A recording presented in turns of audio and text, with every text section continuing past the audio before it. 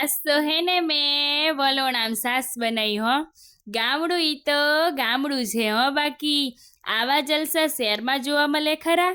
શું કેવું તમારું? અમે તો ગાયું ભેંસું કઈ રાખતા નહીં હો, પણ તોય વલોણામાં સાસ બનાવવાની હો.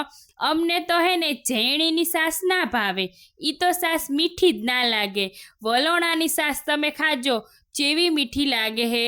સાસ કરવી હોય ને એટલે હે ને દૂધ વાળા જોડે 3 લીટર દૂધ વધનું લઈ લેવાનું, પછી જમાઈ દેવાનું, પછી એની સાસ બનાવી નાખવાની ઘમ્મર ઘમ્મર વલોણામાં. માર મમ્મીએ તો થોડા વર્ષો પહેલા વલોણાને તો હે ને સાડલી ઉપર ચડાવી દીધું હતું, તે પછી હે ને અઠવાડિયામાં જ નીચે ઉતાર્યું કે ઝેણી સાસ તો નહીં ભાવતી કે નહીં કરી દી. અમાર ઘરમાં તો કોઈ ઝેણી સાસ ના ભાવે હો. જો મેં તો મસ્ત મજાની વલોણામાં સાસ બનાવી નાખી અને માખણે લઈ લીધું. આવું સુખ તો ગામડા વાળાને જ મળે. શું કેવું તમારું? આવજો.